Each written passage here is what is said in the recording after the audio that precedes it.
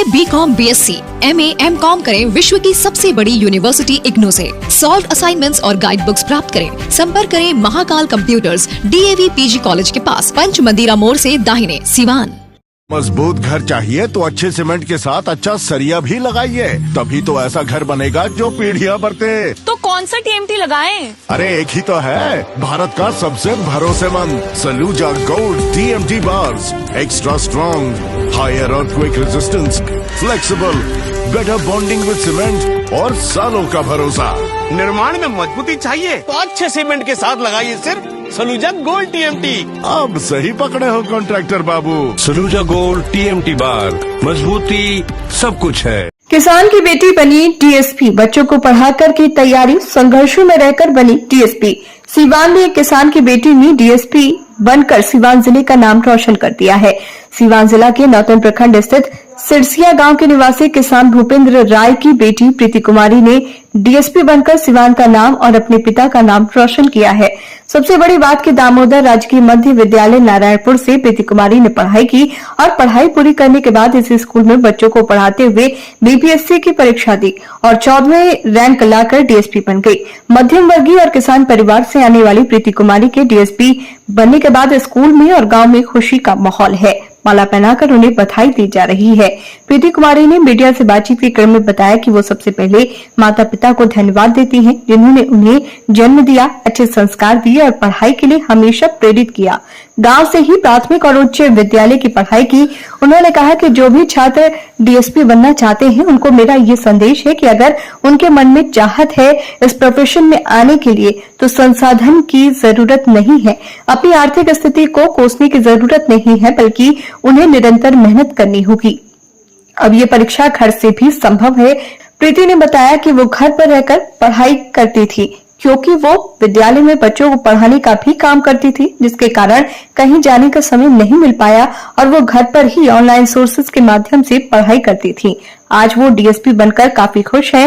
उन्होंने कहा कि बच्चों को पढ़ाने के बाद वो प्रतिदिन 5 से 6 घंटे की पढ़ाई करती थी। DSP बनने के लिए बहुत सारी कठिनाइयों का सामना किया।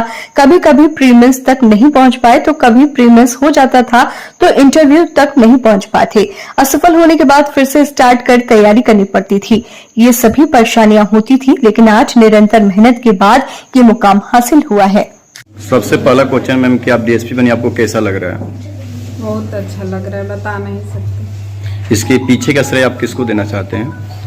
इसके पीछे बहुत लोगों का हाथ है। सबसे पहले तो मेरे माता पिता, जिन्होंने मुझे जन्म दिया, अच्छे संस्कार दिए, हमेशा पढ़ने के लिए प्रेरित किया और जहाँ भी लगा उन्होंने मेरी भरपूर मदद की। उसके साथ ही मेरे कुछ गुरुओं का योगदान है, जो ऑनलाइन और ऑफलाइन भी हैं। ऑफलाइन में सर लोग हैं जो मेरे प्रारंभिक शिक्षा में काफ़ी हेल्प किए। शुरुआती पढ़ाई आप कहाँ से किए हैं? शुरुआती पढ़ाई तो मेरे गांव के प्राथमिक विद्यालय से, उसके आगे मैंने मध्य विद्यालय की पढ़ाई इसी स्कूल से की। फिर हाई स्कूल की पढ़ाई भी बगल का जो उच्च विद्यालय है इसी गांव का, वहां से की है। DSP बनने के लिए अब जो BPSC की परीक्षा पास किए हैं, इसमें जो BPSC बनने के लिए जो लोग तैयारी कर रहे हैं, उनको क्या संदेश देना चाहते हैं? उनको मेरा यही संदेश है कि अगर उनके मन में चाहत है इस सर्विस में आने के लिए तो उन्हें संसाधन, अपनी आर्थिक स्थिति सबको कोसने की जगह निरंतर प्रयास करना चाहिए और आज ये घर से भी संभव है। इसके लिए संसाधन की जरूरत नहीं है, सिर्फ इसमें परसिवरेंस, मेहनत और डिसिप्लिन, ये 3 चीज़ है तो मतलब कोई भी कर सकता है। आप BPSC की परीक्षा पास करने के लिए कहाँ से पढ़ाई की और कितने देर तक की है? मैंने इसके लिए जो पढ़ाई अपने घर पे रह कर किया है, क्योंकि मैं पिछले 3 वर्ष से इस विद्यालय में कार्यरत हूँ, तो मुझे कहीं जाने का कोई मतलब समय नहीं था, तो मैं घर पे ही रह के पढ़ाई की हूँ। ऑनलाइन सोर्सेज का मैंने सहायता लिया है। लगभग कितने समय तक मैंने मेहनत की, कितने घंटे रोज प्रतिदिन के आप रेशियो अनुसार पढ़ते थे? प्रतिदिन यही 5 से 6 घंटा। और BPSC की तैयारी करने के लिए आपको क्या क्या कठिनाइयों का सामना करना पड़ा होगा?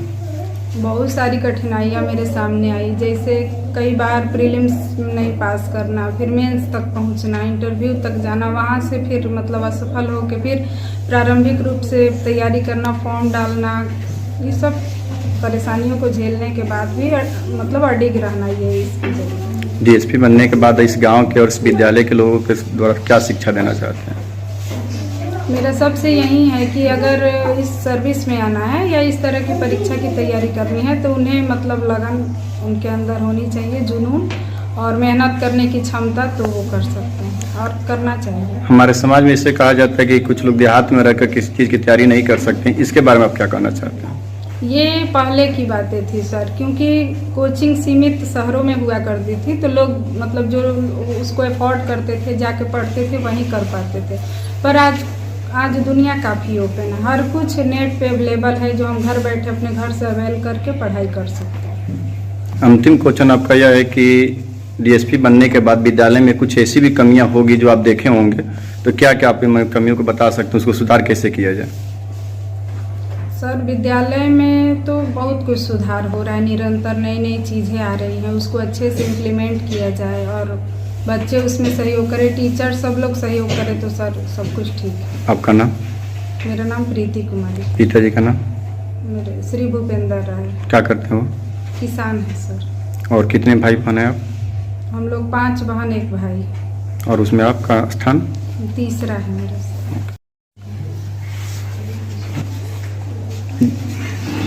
जहाँ तक कि मुझको जानकारी है कि प्रीति मैम यहीं से पढ़ी हुई है और यहीं पर पुनः योगदान करते हुए डीएसपी बनी है और उसमें आप शिक्षक रहे हैं इनका, क्या आप कहना चाहते हैं इसके बारे में?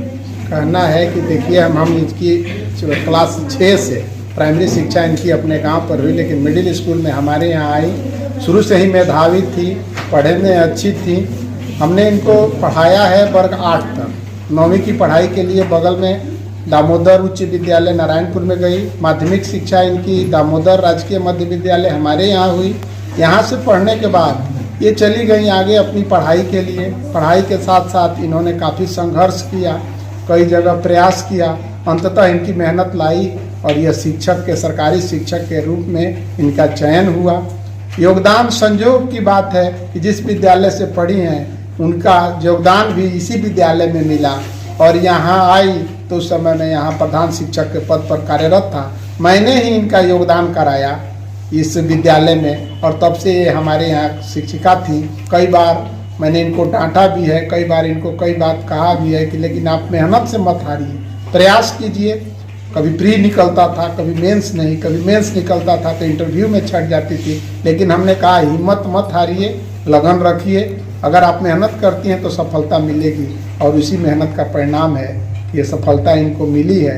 सफलता जब मिली तो इन्होंने पहला फ़ोन करके हमको बताया कि सर मेरा रिजल्ट आ गया। अपार खुशी हुई। उस खुशी का वर्णन एक शिक्षक नहीं कर सकता है कि उसके छात्र जब इस पद पर जाते हैं, ग्रामीण परिवेश के छात्र जहाँ संसाधनों की काफ़ी अभाव है, फिर भी इन्होंने वो मुकाम हासिल किया। इसके लिए इनको बहुत बहुत धन्यवाद। अब ये शिक्षा ग्रहण कर रहे हैं बच्चों के बारे में क्या कहना चाहते हैं? हमारे विद्यालय में जो शिक्षा ग्रहण कर रहे हैं उनके लिए यह एक प्रेरणा स्रोत बनेंगी और सब बच्चों से यह कहेंगे कि आप भी मन लगाकर पढ़िए। संसाधन की कोई कमी नहीं है, सरकार ने काफ़ी प्रयास किए हैं, पहले से संसाधन जुड़ गए हैं। अब दूर जगह के कोचिंग दूर नहीं रहे, यहीं आ गए हैं।